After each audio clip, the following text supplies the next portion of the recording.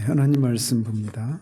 하나님 말씀 창세기 2장 7절 한 절 보겠습니다. 창세기 2장 7절 같이 읽겠습니다. 여호와 하나님이 땅의 흙으로 사람을 지으시고 생기를 그 코에 불어 넣으시니 사람이 생명이 되니라. 아멘. 지난주에는 3문답에서 5문답까지 우리가 살폈습니다. 그래서 1문답에서 말하고 있는 그 위로를 얻기 위해서는 무엇이 필요한가? 우리가 죄의 비참한 가운데 있다라고 하는 그 비참한 상태가 무엇인지를 알아야 그 위로가 우리에게 진정한 위로가 될 수 있다라고 말씀을 드렸습니다. 그래서 그러면 우리의 비참함은 어디에서 알 수 있느냐? 뭘 통해서 알 수 있느냐? 이거를 지난주에 다룬 겁니다. 뭘 통해서 알 수 있다고요? 율법을 통해서 우리가 죄의 비참한 가운데 있다라고 하는 것을 알 수 있다. 그러면 그 율법은 뭐라고 말하느냐? 우리의 마음과 목숨과 뜻을 다해서 하나님을 사랑하라. 그리고 우리 이웃을 우리 자신을 사랑하는 것처럼 사랑하라. 이게 율법에서 우리에게 요구하고 있는 것이다. 그 앞에서 그러면 우리는 그 율법의 요구를 우리가 다 이루어드릴 수 있느냐? 절대적으로 불가능하다. 그렇기 때문에 그 율법이 하나님을 사랑하고 이웃을 사랑하라고 요구하는 그 율법이 우리가 그 율법을 지키지 못한 그런 죄인이고 하나님의 영원한 정죄 아래 있다. 이렇게 우리에게 말해주고 있다는 겁니다. 그렇게 하나님의 영원한 정죄 아래 있는 것이 우리들의 비참한 죄로 인한 우리의 비참한 상태다. 이거를 이제 지난주에 3문답에서 5문답까지를 통해서 살펴본 겁니다. 자, 그러면서 이제 오늘 다룰 주제는 6문답인데 그렇다면 사람이 원래부터 그렇게 죄의 비참함 가운데 있어서 하나님의 이 영원한 정죄 아래 있느냐, 하나님이 원래 그렇게 만드셨느냐, 이거를 살펴보려고 하는 겁니다. 그래서 6문답을 오늘 살펴볼 텐데 6문답 먼저 문제 한번 같이 한번 읽어보시죠. 그러면 하나님께서 사람을 그렇게 악하고 패역한 상태로 창조하셨습니까? 답은 절대로 그렇지 않습니다. 하나님은 사람을 선하게 또한 그의 형상대로 곧 참된 의와 거룩함으로 창조하셨습니다. 이는 사람으로 하여금 그의 창조주 하나님을 올바로 알고 마음을 다하여 그를 사랑하며 영원한 복락 가운데서 그와 함께 삶으로써 그에게 영광과 찬송이 되게 하기 위함이었습니다. 자, 이렇게 3에서 5문답까지를 통해서 인간의 본성이 그렇게 부패하고 죄악되다. 그래서 하나님의 영원한 정죄 아래 있다. 이거를 우리가 살펴봤단 말이에요. 따라서 당연하게 이제 자연스럽게 나오는 질문은 하나님께서 과연 사람을 원래부터 그렇게 창조하셨는가라고 하는 질문입니다. 그 답은 그렇지 않다라는 것이죠. 그래서 이 6문답을 통해서 우리가 다룰 주제 두 가지 큰 주제는 뭐냐면 사람의 창조에 대해서입니다. 사람의 창조 그리고 하나님의 형상에 대해서 다룰 거예요. 먼저 그걸 염두에 두십시오. 사람의 창조, 그 다음에 하나님의 형상에 대해서 다룰 거예요. 6문답에서. 자, 그러면서 왜 우리는 이렇게 이 사람의 창조에 대한 원래 타락하기 전에 인간의 창조된 상태가 어떤 것인가를 살펴봐야 되느냐. 두 가지 이유가 있습니다. 하나는 우리가 이렇게 비참함 가운데 있게 된 것이 그 원인이 하나님에게 있지 않고 하나님에게 있지 않다라고 하는 것을 먼저 알리기 위해서입니다. 하나님이 우리를 이렇게 만드셨으니 우리가 어떻게 할 수가 없는 거 아닙니까? 이렇게 핑계대지 못하게 하려는 것이죠. 그리고 또 하나는 뭐냐? 우리가 원래 창조된 상태가 어떤 것인지를 알면 그에 따라서 상대적으로 우리가 원래 창조의 상태에서 떨어져서 타락해서 비참하게 된 상태가 얼마나 심각하고 하나님 앞에 위중한 상황 가운데 있는가를 알게 되겠죠. 그러면서 그런 우리가 받은 구원이 얼마나 큰가라고 하는 데로 이어지게 되는 겁니다. 그렇기 때문에 사람의 율법 아래 있는 사람의 비참함에 대해서 살핀 후에 곧장 그 비참하게 된 원인이 사람에게 있지 하나님에게 있지 않다. 그럼 하나님은 처음에 어떻게 우리를 창조하셨는가? 이 내용을 살피게 되는 겁니다. 자, 그래서 크게 두 가지라고 했어요. 사람의 창조에 대해서, 그 다음에 하나님의 형상에 대해서 이게 살필 텐데, 먼저 첫 번째 주제인 사람의 창조에 대해서 또 여기서도 다시 두 가지를 또 살펴볼 것입니다. 이 사람의 창조라고 하는 큰 제목 아래 그 밑에 두 가지를 살펴볼 건데, 하나는 하나님께서 본래 사람을 어떤 상태나 조건으로 창조하셨는가, 이거를 우리가 살필 거예요. 그리고 두 번째는 하나님께서는 어떤 목적으로 사람을 창조하셨는가, 이거를 이제 살펴볼 것입니다. 자, 사람의 창조에 대해서 원래 창조된 상태가 어떤 상태인가, 이거 하나와 하나님은 왜 그렇게, 무엇을 위해서 그렇게 창조하셨는가, 이 창조의 목적, 이 두 가지를 살필 거란 말이에요. 자, 그래서 또 다시 그 밑에 하나님께서는 본래 사람을 어떤 상태와 조건으로 창조하셨는가, 이거를 살펴봅니다. 자, 그리고 이것을 또 왜 하나님이 원래 어떤 상태로 창조하셨는가, 이거를 살피는 목적이 있습니다. 여기는 크게 또 5가지가 있을 수 있습니다. 자, 잘 따라오셔야 돼요. 그래서 이렇게 이 청교도들의 물론 하이델베르크 요리문답은 청교도는 아니지만 그 당시에 그들의 그런 논리를 전개하는 방식이 거의 이런 식입니다. 그래서 이런 논리를 전개하는 방식들을 잘 쫓아와야 우리가 어디를 가고 있는지 헷갈리지 않을 수 있습니다. 자, 먼저 하나님이 어떻게 사람을 창조하셨는가, 타락하기 전에 인간의 그 창조된 상태, 원래의 상태가 무엇인가를 살피려고 하는데, 이 문제를 다루는 목적이 있다라는 거예요. 거기에는 5가지가 있습니다. 첫 번째로는 하나님께서는 사람을 죄 없는 상태로 창조하셨고, 따라서 하나님께서는 죄나 우리 안에 있는 부패와 비참함이 생겨나게 된 그런 원인자가 아니시다라고 하는 것을 드러내기 위해서입니다. 첫 번째는 소극적인 의미죠. 그리고 앞에서도 잠깐 말씀드렸지만 죄로 말미암아서 우리가 얼마나 높은 그런 고귀한 자리에서 깊은 비참함의 자리로 타락했는지를 깨닫게 하기 위해서입니다. 그래서 그런 상태 가운데서 우리를 건져주신 하나님의 긍휼하심이 얼마나 큰가라고 하는 것을 알려주기 위해서예요.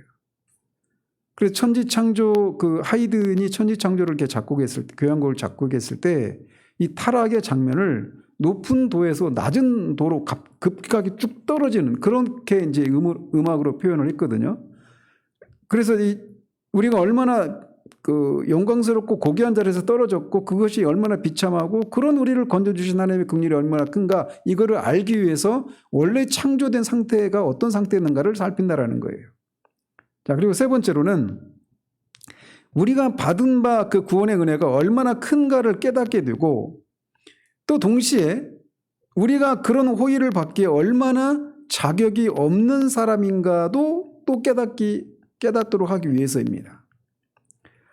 네 번째로 우리가 상실한 그 원래 창조의 그 위엄과 그 존귀함과 복락을 회복하기 위해서 우리가 그리스도 안에서만 그것을 회복할 수 있단 말이에요. 그래서 이런 우리의 그런 비참한 상태, 원래 상태가 무엇인가를 깨닫게 해서 그리스도 안에서 그것을 회복하고자 하는 그런 강렬한 마음을 불러일으키기 위해서도 원래 창조된 상태가 무엇인가를 살필 필요가 있다라는 겁니다. 그리고 마지막으로는 이렇게 회복에 대해서, 회복시켜 주신 것에 대해서 하나님께 감사하게 하기 위해서 이런 5가지 이유로 우리는 이 원래 창조된 상태가 어떤 상태였는가를 살펴야 하는 겁니다. 그래서 하나님께서 본래 사람을 창조하신 상태에 대해서 이 요리문답 1문답은 그 앞에 이렇게 말을 합니다. 하나님은 사람을 선하게 또한 그의 형상대로 곧 참된 의와 거룩함으로 창조하셨다, 이렇게 말을 하고 있습니다. 그래서 오늘 본문에서도 말하고 있는 것처럼 인간은 하나님께서 6째 날에 창조하셨어요. 그리고 흙으로 몸을 빚으시고 거기에 생기를 불어넣으심으로 인해서 영혼이 무 가운데 있었던 영혼이 창조되게 하셔서 몸과 영혼이 연합을 해서 한 인격체가 되게 하시는 방식으로 사람을 창조하시게 된 겁니다. 그렇기 때문에 이 영혼이 전능하신 하나님에 의해서 지음받은 것이기 때문에 그 영혼의 성격은 이성적이고 영적이고 불멸하는 그런 특징을 가지고 있는 겁니다. 그래서 사람이 뭐냐라고 물어본다면 몸과 그 이성적이고 영적이고 불멸하는 영혼이 연합된 인격체다. 이렇게 말을 할 수가 있는 거죠. 그래서 그래서 처음에 인간의 상태는 의롭고 거룩하고 하나님이 기뻐하시는 그런 내적이고 외적인 기능과 행위들을 수행할 수 있는 그런 존재로 지음을 받은 겁니다. 그래서 첫 번째 그 문장에서 나오는 것처럼 하나님은 사람을 선하게 지으셨다. 이렇게 말을 하고 있단 말이에요. 그래서 완전히 선하고 지혜롭고 의롭고 거룩하고 복되고 또 다른 모든 피조물들을 지배하는 그런 존재로 지음을 받았다. 이렇게 말을 하고 있어요. 그래서 이제 이 부분이 하나님의 형상에 대한 부분인데 이 하나님의 형상에 대해서는 이제 뒤로 빼서 좀 더 상세히 살펴보겠습니다. 어쨌든 이 처음에 인간이 지음 받았을 때는 몸과 영혼이 무 상태 가운데서 지음을 각각 창조를 받아서 연합을 해서 한 인격체가 되었고 그때 그 영혼의 상태는 참되고 의롭고 거룩하고 모든 기능들이 하나님의 뜻에 순종할 수 있고 또 다른 모든 피조물들을 지배할 수 있는 그런 능력을 가진 존재로 지음을 받았다. 이렇게 말하고 있단 말이에요. 자, 그렇다면 두 번째로 사람의 창조 부분에서 처음 창조되었을 때 인간의 상태가 무엇인가를 방금 살폈잖아요. 두 번째는 사람이 이렇게 하나님께서 사람을 창조하셨을 때 어떤 목적을 가지고 창조하셨는가라는 겁니다. 따라서 이 질문은 결국 이 질문과 답은 인간이 무엇인가에 대해서 이 첫 번째 질문이 우리에게 말을 해주고 있다라면 인간은 무엇을 위해서 살아가야 되는가 라고 하는 것을 말해주는 질문과 답이라고 할 수가 있습니다. 그래서 이것에 대해서도 요리문답은 이렇게 대답을 합니다.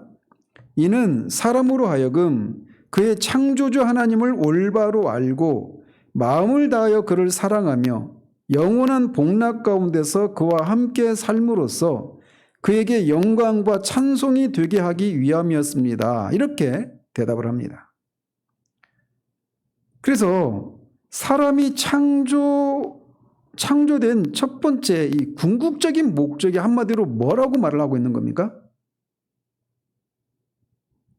하나님의 영광을 위해서 사람이 지음받았다. 이렇게 말을 하고 있는 겁니다. 하나님께서 사람과 천사와 같은 이성적이고 지적인 그런 존재들을 창조하신 목적은 하나님을 알고 그를 영원토록 찬송하게 하기 위해서예요. 즉 다른 말로 말하면 사람이 창조된 가장 주된 목적은 하나님의 영광을 위한 것이다 라고 말하고 있는 것이죠. 그래서 이것을 이제 소유리문답에서는 사람의 제일된 본분이 뭐냐, 하나님을 영화롭게 하고 그를 영원히 즐거워하는 것이다 이렇게 받았던 거죠. 그래서 하나님의 거룩하신 이름을 고백하고 부르고 찬송하고 감사하고 사랑하고 순종하는 것, 그것이야말로 우리가 하나님과 이웃에게 드려야 할 마땅한 의무들이다 라고 말할 수 있습니다. 이걸 한마디로 하나님의 영광을 위해서 사람이 지음받았다 이렇게 말할 수 있다는 거예요. 그런데 이제 성경에 보면 특히 시편 19편 같은 경우에 보면 하늘 궁창이 밤이 낮이 하나님이 만드신 하나님을 찬양한다. 하나님의 영광을 선포한다. 이런 표현들이 있잖아요. 그런 것을 말하면서 이렇게 이성적이고 지성적인, 이성과 지성을 가진 그런 존재만 하나님을 찬양하도록 지음받았다. 하나님의 영광을 위해서 지음받았다라고 하는 것이 좀 배치되지 않느냐. 이렇게도 생각할 수 있어요. 그걸 문자적으로 받으면. 그런데 거기서 말하고 있는 것은 그런 지각이 없는 피조물들이 하나님을 실제로 찬양한다라고 하는 말이 아니죠. 지각이 있는 존재만 하나님을 알고 하나님을 찬양할 수 있어요. 그런데 거기서 그렇게 말하고 있는 것은 시적인 비유죠.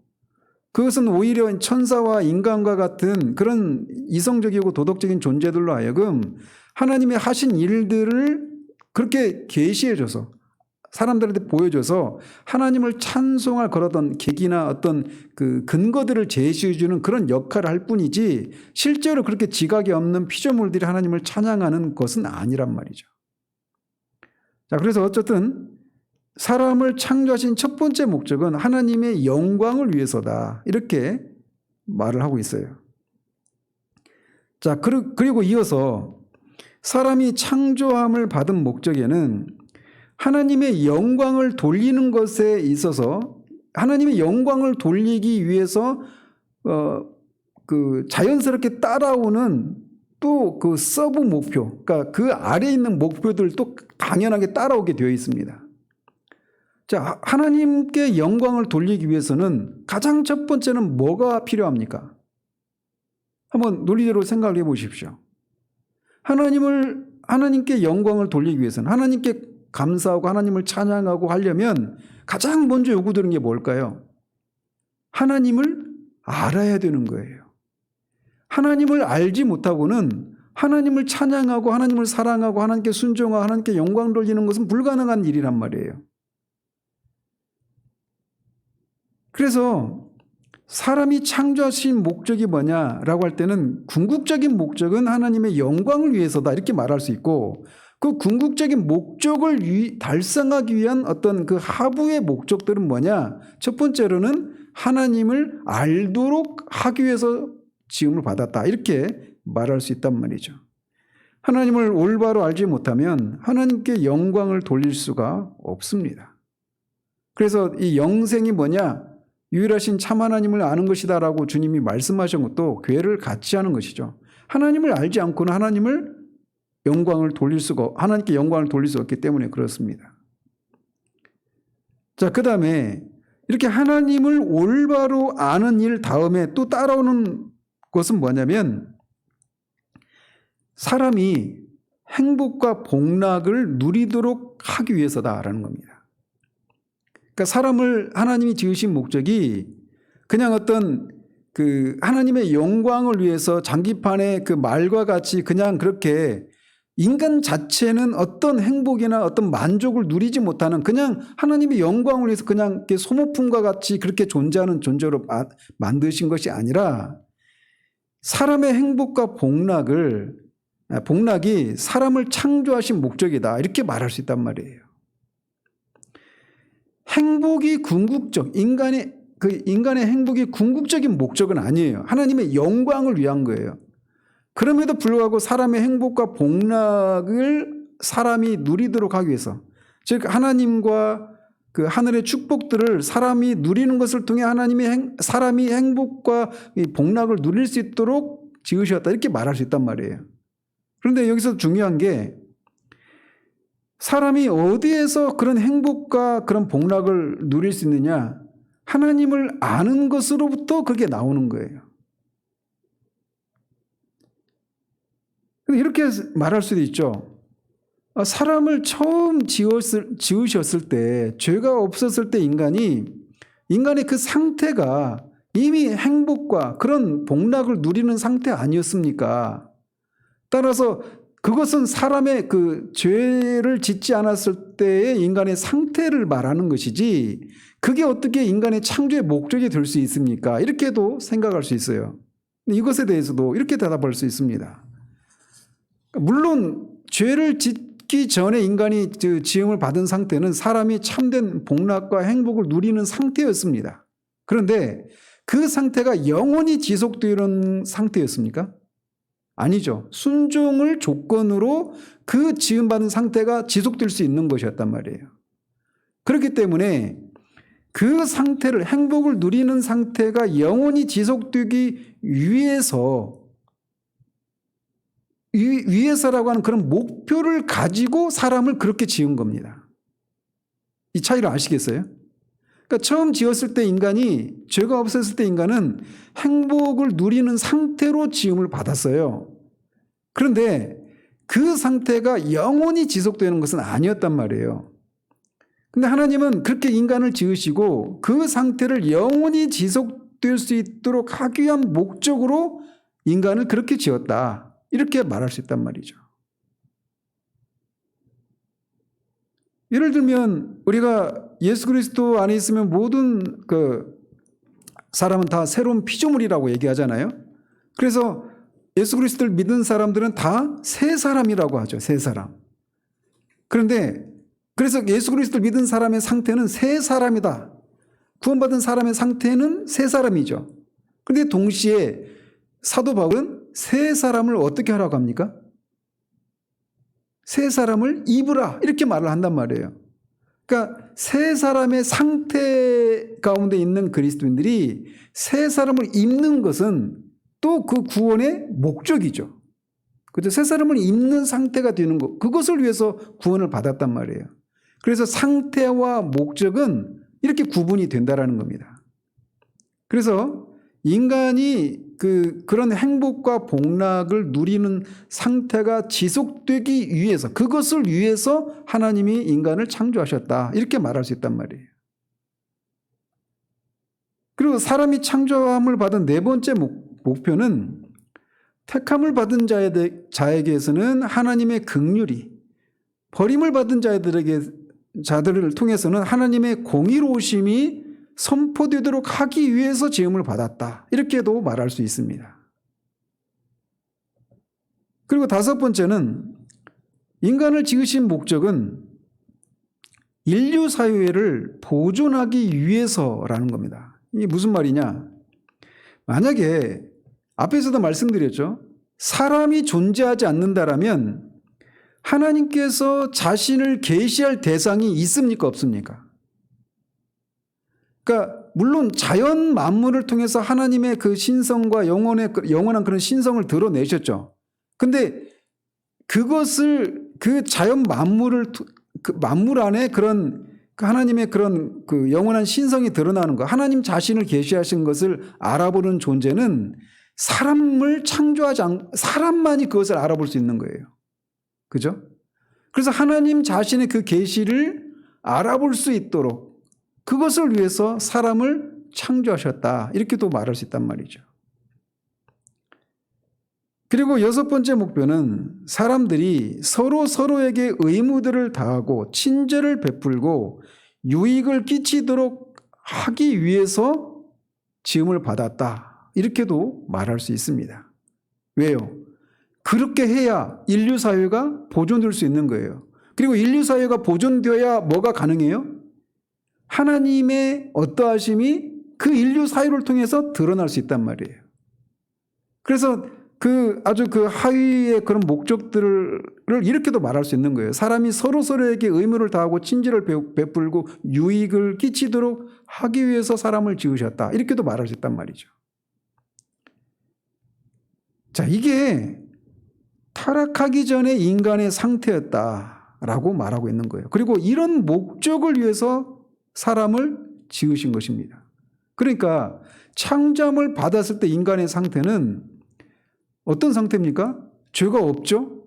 참되고 의롭고 하나님의 뜻을, 그 모든 그런 자신의 전 존재를 다해서 하나님을 즐거워하고 하나님이 명령하신 것들을 기꺼이 순종할 수 있는 그런 상태였고, 그 하나님을 알 수 있고 하나님이 창조하신 그 창조 세계를 보면서 그런 창조를 하신 하나님의 어떠하심을 알고 즐거워하고 거기에서 참된 행복과 참된 만족을 누리고 있었던 상태였던 겁니다. 이게 타락하기 전에 인간의 상태였어요. 그런데 거기에서 인간이 타락을 했다라는 것입니다. 자, 이렇게 하나님 그 사람의 창조 이 육문답에서 두 가지를 다룬다고 그랬어요. 하나는 사람의 창조에 대해서, 그리고 하나님의 형상에 대해서 다룰 텐데, 하나님의 창조와 관련해서는 두 가지입니다. 하나는 죄를 짓기 전에 인간의 상태는 어떤 상태로 지음을 받았는가, 그리고 무엇을 위해서 그렇게 지음을 받았는가라고 하는 것입니다. 그래서 이게 인간이 창조함을 받은 목적, 그리고 그것을 누릴 수 있는 상태가 얼마나 영광스럽고 고귀한지를 알면 알수록 상대적으로 어떤 것이 있느냐면 우리가 얼마나 비참하게 떨어지게 되었는가라고 하는 것을 알게 된다는 것이죠. 그리고 그런 상태로 떨어진 우리 상태가 얼마나 악한가, 이런 것을 우리에게 말해준다는 거예요. 자, 이어서 육문답에서 다루고 있는 두 번째 큰 주제는 하나님의 형상입니다. 사람이 하나님의 형상으로 지음받았다, 이렇게 말을 하고 있단 말이에요. 그래서 여기서도 이제 크게 또 다시 세 가지로 이렇게 나누어서 살펴볼 수 있는데, 첫 번째는 하나님의 형상은 무엇이고 거기에는 어떤 부분들이 있는가, 이걸 하나 살필 거예요. 또 하나는, 그런데 하나님의 그 타락을 했잖아요, 인간이.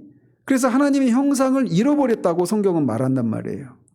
그래서 하나님의 형상을 잃어버렸다라고 말할 때 어떤 것들을 잃어버렸는가, 그리고 그 모든 것을 잃어버리지 않았다라면 어떤 것들이 남아있는가, 이거를 살필 겁니다. 그리고 마지막 세 번째로는 하나님의 형상을 우리가 잃어버렸다라면 하나님의 형상을 어떻게 회복할 수 있는가, 이거를 살피고 이 육문답을 마치도록 합니다. 자, 먼저 하나님의 형상은 무엇이고 거기에는 어떤 부분들이 있는가라는 겁니다. 이거는 크게 5가지로 말을 할 수가 있습니다. 제가 그냥 요점만 간단하게 이렇게 말씀을 드리면, 이 영혼의 그런 영적인 불면의 본질과, 즉, 그러니까 영혼을 가진 상태로 우리가 지금 받았잖아요. 그런데 그 영혼의 그런 영적인 불멸의 본질과 지식과 의지의 능력, 이거를 먼저 하나님의 형상이다, 이렇게 말을 한다라는 거죠. 지금 우리 어떤 현대 조직신학의 용어와 좀 생경하죠, 이 당시에 그 용어들이. 그러니까 시대를 흘러가면서 이런 것들이, 그런 개념들이 덧붙여지고 좀 더 이렇게 그 논리적이 되고 이런 과정을 거쳤기 때문에 지금 우리가 이미 21세기에 살고 있는 우리가 이 16세기로 돌아가서 그들의 그런 사고체계, 그들이 사용했던 언어체계를 접하는 것이 조금은 생경한 그런 느낌이 없지 않아 있어요. 그런데 이것도 자꾸 듣고 하다 보면 우리에게 익숙해지면서 그만큼 우리의 이런 그 생각의 지평이나 이런 것들이 더 확장되는 그런 효과가 있단 말이죠. 그래서 사람에게 있는 이 형상, 그 하나님의 형상은 먼저 이거를 이렇게도 말할 수 있습니다. 하나님의 본성과 뜻과 하나님의 역사들을 올바로 알 수 있는 마음을 가지고 있었다라는 겁니다. 그러니까 하나님이 어떤 분이신지를 바르게 알고, 그 하나님의 뜻이 무엇인지도 알고, 그리고 그것을 올바로 알 수 있는 그런 마음을 소유하고 있었다, 이렇게 말할 수 있단 말이에요. 그렇다면 이제 타락에서는 알긴 아는데 올바로 알지 못하는 그런 상태로 타락했겠다, 이런 유추가 가능하겠죠. 첫 번째로는 이거예요. 하나님의 본성과 그분의 뜻과 역사를 올바로 알 수 있는 그런 마음을 소유했다. 이게 영혼의 한 기능이거든요. 그리고 두 번째로는 하나님께 자유로이 순종할 수 있는 그런 의지를 가지고 있었습니다. 그리고 세 번째로는 우리가 가진 모든 성향과 욕망과 그런 행위들이 하나님의 뜻과 일치하는 그런 상태를 또 하나님의 형상의 한 부분으로 말을 합니다. 그리고 사람의 완전한 복락과 기쁨의 상태로 지음을 받은 것. 이것도 하나님의 형상의 한 부분으로 말을 합니다. 그리고 다섯 번째는 다른 모든 피조물들을 능가하고 그것들을 지배하고 군림할 수 있는 그런 사람의 위엄과 존귀함. 이것도 하나님의 형상의 한 부분으로 말을 합니다. 그래서 다섯 가지 측면에서 말을 하고 있는 거예요. 근데 이것을 이제 바울은 에베소서 4장 24절에서 이렇게 표현을 합니다. 의와 참된 거룩함. 우리말로는 의와 진리의 거룩함 이렇게 번역을 했어요. 하나님의 형상에 대해서. 근데 이게 방금 말씀드린 것과 다 궤를 같이 하는 거예요. 그래서 하나님을 바르게 알고 또 하나님의 뜻이 무엇인가를 알고 그 하나님의 뜻에 온전한 순종을 할 수 있는 상태, 그리고 그런 상태로 말미암아 사람이 그런 완전한 그런 복락을 누리는 상태, 그리고 또 피조물을 완전히 다스릴 수 있는 그런 상태, 그런 상태로 지음받은 이런 상태가 하나님의 형상이다, 이렇게 말을 하고 있는 겁니다. 인간이 타락하기 전에는 이런 상태로 지음을 받은 것입니다. 그래서 물론 그런 상태로 지음 받았을 때 하나님의 형상으로 그렇게 지음 받았을 때 인간이 완전한 상태였습니까? 완전하지 않은 상태였습니까? 제 질문 속에는 함정이 있어요. 그 하나님을 아는, 하나님을 올바르게 알 수 있는, 또 하나님의 뜻을 온전히 알 수 있는, 올바르게 알 수 있는 그런 마인드, 그런 지성을 가진 존재로, 그런 영혼의 상태로 지금 받았단 말이에요. 근데 그 상태가, 타락하기 전에 아담의 상태가 완전한 상태였습니까? 아니면 불완전한 상태였습니까? 그 자체로는 완전했어요. 물론 이런 측면에서는 불완전하다 이렇게 말할 수 있죠. 아담이 그렇게 타락하기 전에 지음을 받았지만 마치 그런 상태라는 거예요. 그 참나무가 맨 처음에는 어떤 상태로 있습니까? 이 상수리잖아요. 상수리, 도토리. 그 안에 참나무의 모든 그 성질이 다 들어있죠. 그러니까 큰 그런 거목이 될 그런 참나무에 비하면 이 도토리는 그냥 하나의 열매에 불과하잖아요. 근데 그 도토리 자체로는 어때요? 분명히 여기에서 이 뿌리가 내리고 가지가 나고 막 울창한 그런 큰 나무로 성장의 가능성을 가지고 있지만 도토리 그 자체로는 완전하잖아요. 그죠? 그런 의미에서 타락하기 전에 아담의 상태도 하나님의 형상으로 완전하게 지금 받은 거예요. 그 각각의 요소들이 아직도 성장하고 어떤 것에도 어떤 위협을 받거나 또는 상실할 수 있는 그런 가능성이 있지만 그럼에도 불구하고 그 자체로는 완전한 상태였던 거예요. 무슨 말씀인지 아시겠죠? 갓난아이가 성인과 같이 그렇게 힘이 세고 지적으로도 능력이 있고 이런 상태는 아니지만 그런 어른으로 태어날 수 있도록 그렇게 완전하게 태어나는 것과 같은 그런 상태였다라는 것입니다. 이게 하나님의 형상과 관련해서 성경이 우리에게 말해주고 있는 거예요. 자, 그런데 알다시피 사람이 타락하고 말았습니다. 그래서 타락 이후에 사람은 죄로 인해서 하나님의 형상의 이 영광스러운 부분 중에 어떤 부분들을 상실하고 말았습니다. 그래서 두 번째로 살필 게 뭐냐?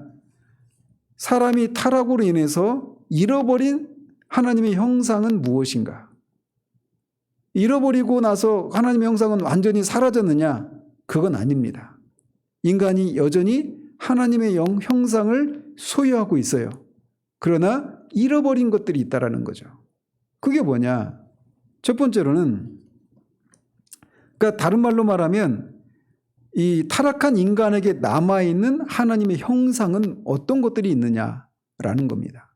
그리고 이것은 인간과 다른 피조물, 다른 동물들을 구분해주는 그런 특징이기도 해요.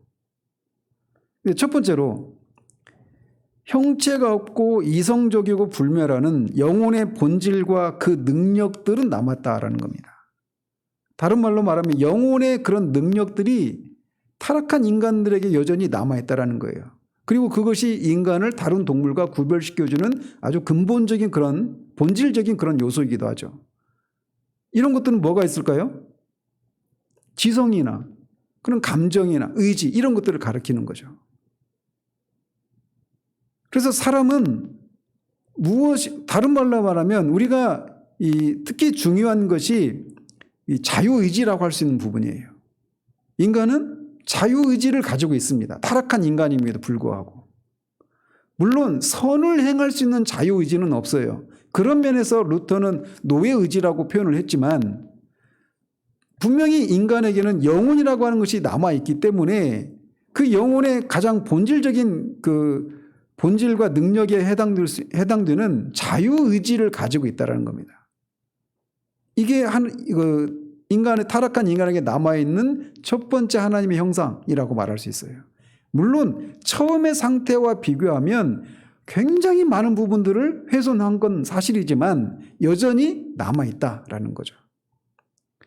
그리고 사람의 지성의 영혼의 그런 기능 중에도 지성이라고 하는 부분이 해당되니까 인간의 지성에는 또 어떤 것이 남아있느냐면 하나님에 대한 개념이 남아있습니다. 이걸 조금 어려운 말로 신개념이라고 말하죠. 신에 대한 개념을 가지고 있는 거예요. 그러니까 여기에서 뭐가 나옵니까? 각종 이교도들이 나오는 거예요. 각종 우상숭배가 이것을 가지고 있기 때문입니다. 인간의 이성에. 그걸 나중에 이제 칼빈은 그렇게 말하죠. 사람에게 종교의 씨앗이 있다. 이렇게 말을 하는 겁니다. 그리고 예술과 학문의 근본 원리를 이루는 그런 능력들을 소유하고 있다는 겁니다. 예술은 뭘 추구하는 겁니까? 아름다움을 추구하잖아요. 그게 하나님의 형상의 일부예요. 미를 추구하는 거. 이것도 하나님의 형상이다. 형상의 일부다. 이렇게 말할 수 있어요. 그리고 학문도 결국은 이 만물 속에 있는 어떤 법칙과 질서를 찾아내는 거잖아요. 학문이라고 하는 과정이. 그런 능력도 인간에게는 남아있다. 그게 이제 하나님의 형상의 한 부분이다. 이렇게 말을 하는 겁니다. 그리고 또 세 번째는 뭐가 있느냐면 도덕적인 그런 어떤 잔재들이 인간에게는 있다라는 겁니다. 칸트가 말하고 있는 것처럼 내 마음에는 밤하늘의 별과 같은 도덕률이 있다. 이렇게 얘기하잖아요. 인간에게는 그런 도덕률이 남아있어요. 그래서 스스로 그런 것들을 제어하죠. 야, 이렇게 하면 안 되는데. 내 마음에 있는 그런 도덕률. 다른 말로 말하면 양심이죠. 그리고 세속적인 축복들을 누릴 줄 아는 것도 인간에게 남아있는 하나님의 형상의 일부분입니다. 물론 동물들도 그런 세속적인 축복들 먹고 마시고 이런 거 포함해서 일부 아주 낮은 수준의 것들을 동물들도 누리기는 하죠. 그런데 인간이 누리는 것과 비교할 수 없죠. 그리고 다섯 번째로는 다른 피조물들에 대해서 어느 정도 지배와 통치를 할 수 있는 능력도 이 남아있는 하나님의 형상 중에 한 부분입니다. 그래서 전에는 모든 피조물들이 아담에게 복종했단 말이에요. 그런데 지금은 타락 이후에는 이런 맹수나 이런 것들이 사람을 해치는 일들을 하죠. 그리고 큰 짐승들 뿐만 아니라 박테리아나 모기나 이런 세균과 박테리아 이런 것도 바이러스 이런 것도 우리가 상상 속에서 얘기할 수 있는 것이지만 타락하기 전과 타락한 이후에 달라졌죠. 그전에는 그런 질병도 없고 죽음도 없는 그런 상태였으니까 그런 것들까지도 인간이 지배할 수 있었죠. 물론 현대 그렇게 과학적으로 발달은 하지 않았지만 그럴 수 있었단 말이에요. 그런데 이제 그거를 일부분만 다스릴 수 있는 다스릴 수 있게 되었단 말이죠. 자, 그래서 이런 것들이 타락에도 불구하고 하나님은 이런 것들을 우리에게 남겨놓으셨어요. 왜 이것을 남겨놓으셨을까? 이 부분에 대해서는 우리가 많이 생각을 안 하죠. 왜 타락했을 때 하나님이 그냥 다른 짐승들과 같이 그냥 그렇게 그런 상태로 우리를 그렇게 형벌을 내리시지 않고 왜 다른 동물들과는 구분될 수 있는 이런 하나님의 형상들을 남겨놓으셨을까? 물론 처음에 그 영광스러운 상태와 비교하면 말할 수 없이 본질적이고 중요한 것들을 상실했지만 말이죠. 여기에는 크게 세 가지가 있습니다. 하나는 타락으로 인해서 이렇게 무가치한 우리를 향하신 하나님의 긍휼하심과 선하심을 증거하기 위해서입니다. 인간이 하나님을 대적해서 하나님의 마음에 하나님을 두기 싫어서 그렇게 타락을 했음에도 불구하고 하나님의 형상을 남겨놓으셔서 하나님의 긍휼과 선하심이 얼마나 큰가라고 하는 것을 알 수 있도록 남겨놓으셨다. 이렇게 말할 수 있습니다. 또 하나는 이건데 두 번째는 더 중요한 이유인데 우리 속에 하나님의 형상을 회복하셔서 그것들을 사용하시기 위해서입니다. 제가 이 부분에 마음에 감동이 와요. 그러니까 하나님의 형상을 남겨놓으셨는데 이게 그것을 결국은 회복시키셔서 그 하나님의 형상으로 원래 창조의 그 목적을 우리가 수행할 수 있도록 하기 위해서 그것을 남겨놓으셨다라는 겁니다. 세 번째는 악인들이 핑계를 대지 못하도록 하기 위해서 하나님의 형상을 남겨놓으셨다. 이렇게 말을 할 수가 있습니다. 자, 이렇게 인간은 타락한 이후에도 하나님의 형상이 이런 부분에서 남겨져 있어요. 그럼에도 불구하고 더 중요한 오늘날의 그 용어로 말하면 이 하나님의 그 좁은 의미의 하나님의 형상 이것을 잃어버렸다라고 말할 수가 있습니다. 그래서 하나님의 형상 가운데 가장 크고 중요한 이런 것들을 상실하고 말았다라는 겁니다. 그게 뭐냐?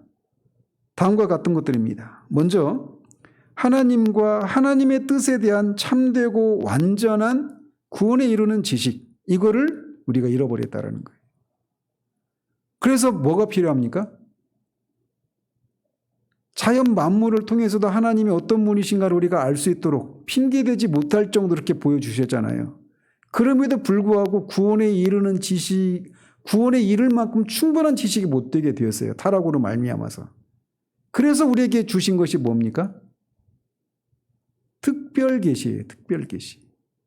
그래서 웨스트민스터 신앙 고백서도 1장에서 다루고 있는 것이 계시에 대해서 다루고 있잖아요. 그죠?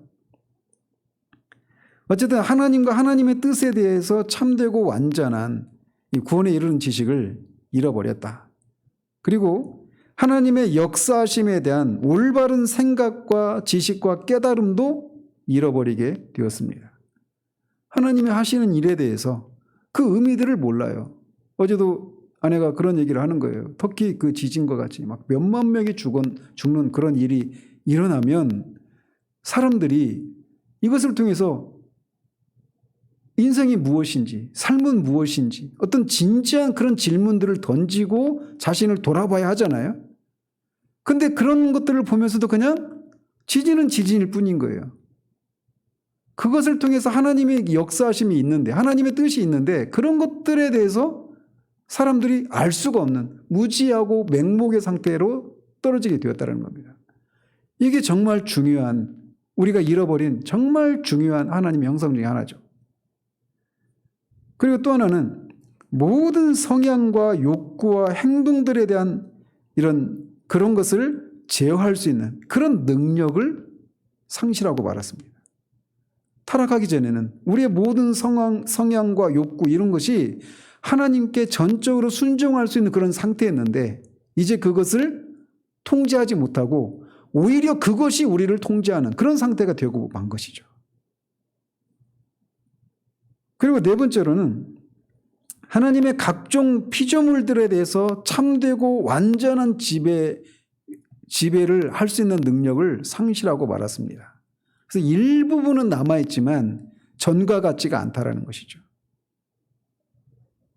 그리고 현세와 내세에서의 그런 행복을 잃어버리고 말았습니다. 오히려 현생과 내세에 있어서 그런 비참함을 겪게 되는 그런 상태 가운데 우리가 있게 된 것이죠. 그리고 하나님께서 그의 자녀들에게 베푸신 것들에 대한 올바른 그런 사용을 못하게 된 거예요. 하나님이 우리에게 베푸신 것들이 많잖아요. 그런데 그것들을 올바르게 사용할 수 있는 능력을 상실하고 말았다는 겁니다. 자, 이렇게 인간이 타락으로 말미암아서 타락했음에도 불구하고 남아있는 하나님의 형상은 무엇이고, 그리고 그럼에도 불구하고 더 크고 더 중요한 것들 중에 잃어버린 것들이 무엇인가라고 하는 것을 우리가 살펴보았습니다. 자, 그렇다면 하나님의 형상과 관련해서 하나님의 형상은 무엇인가? 그리고 상실된 건 뭐고 남아있는 건 뭔가? 세 번째로 마지막으로 살펴볼 것은 뭐냐? 이 하나님의 형상을 어떻게 회복할 수 있는가라는 겁니다. 사람 속에 있는 하나님의 형상을 회복하는 일은 그것을 주신 분으로 말미암아서만 가능하다라고 결론적으로 말씀드릴 수 있습니다. 즉 그것을 주신 분도 하나님이시고 그것을 회복하실 수 있는 분도 오직 하나님이시다라는 거예요. 그래서 성부 하나님께서는 그 아들을 통해서 이 잃어버린 하나님의 형상을 회복시키시는 일을 하십니다. 왜냐하면 그 아들이 우리에게 지혜와 의로움과 거룩함과 구원함이 되게 하셨기 때문에 그렇습니다. 성부 하나님은 그 아들을 통해서 우리 안에 잃어버린 하나님의 형상을 회복시키시는 일을 하셔요. 그리고 그의 아들은 성령을 통해서 우리를 변화시키시는 일을 하십니다. 그와 같은 형상으로 변화하여 영광에서 영광에 이르니 곧 주의 영으로 말미암음이니라. 그리고 성령께서는 뭘 통해서 그 잃어버린 형상을 회복하시는 일을 하실까요? 말씀의 신 그리스도와 성례의 시행으로 말미암아서 그 일을 지속하신다라는 거예요. 그러면 이 하나님의 형상은 어떤 과정을 거쳐서 완전한 회복을 할까요? 먼저는 우리 영혼을 회복하시는 일을 먼저 하신 후에 그 완성은 언제 이루어질까요? 우리 몸이 부활할 때, 그때 비로소 완전해집니다. 그래서 그렇기 때문에 우리는 이 회복을 이루시는 주체가 누구시고 그 방식이 어떤 것인가라고 하는 것을 생각해야 되겠죠. 그래서 이제 나중에는 당연히 이제 성부께서 우리 하나님의 형상을 회복하는 일을 위해서 성부께서는 무엇을 하시고 성자께서는 무엇을 하시고 성령께서는 무엇을 하시고 그것을 위해서 성령께서 사용하시는 그런 수단들은 무엇인가? 이런 것들이 나오게 되는 거예요. 그래서 육문답에서 말하고 있는 이 질문과 답은 원래 하나님이 사람을 어떤 상태로 지으셨는지 그것에 대한 답은 뭐예요? 선하고 하나님의 형상을 따라 지으셨다. 그렇다면 그렇게 사람을 창조하신 목적이 무엇인가? 라고 하는 것을 우리가 살폈어요. 그리고 근본적인 목적은 하나님의 영광을 위한 거예요. 하나님의 영광을 위해서는 하나님을 알아야죠. 또 하나님을 알고 어때요?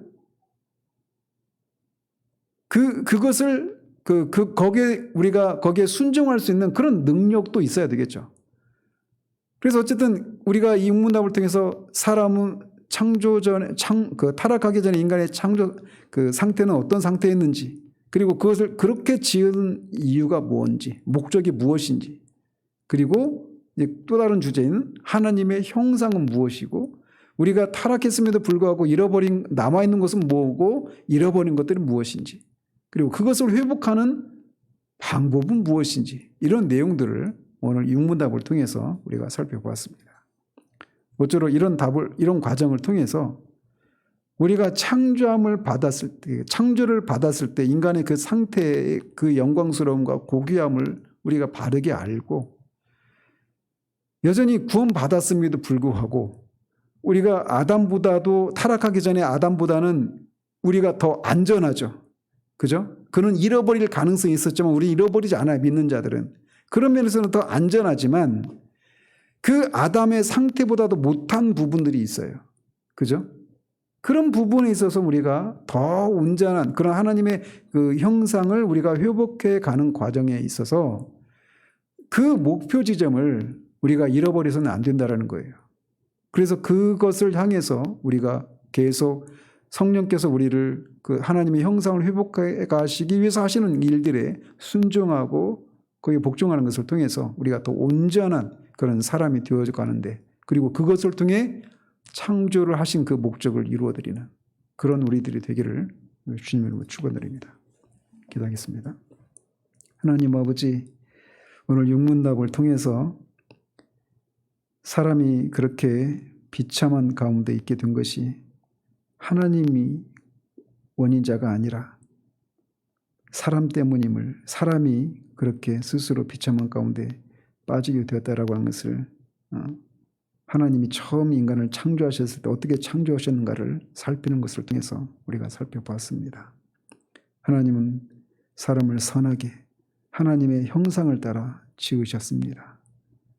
그 하나님의 형상을 타락으로 말미암아 잃어버렸지만 여전히 인간을 다른 동물과 구별시켜주는 그런 특징들을 여전히 우리가 가지고 있음을 봅니다.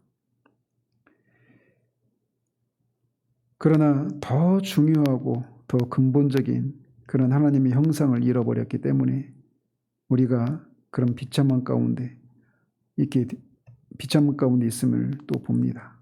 그런 우리를 그 하나님의 형상을 회복시키시기 위해서 성부, 성자, 성령께서 무엇을 하시는지를 간략하게 우리가 살펴보았습니다.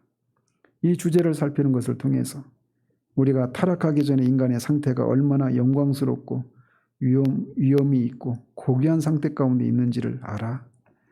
하나님 여전히 타락한 그런 그 본성이 남아있어서 정말 사람 같지 않은 그런 모습들 이런 것을 인해서 상한 심령으로 우리가 더 온전히 우리 안에서 하나님 형상이 더 온전히 되기를 위해서 성령께 순종하며 성령의 인도하심을 구하는 그런 우리들 될 수 있도록 도우시기를 원합니다. 예수 그리스도 이름으로 기도합니다.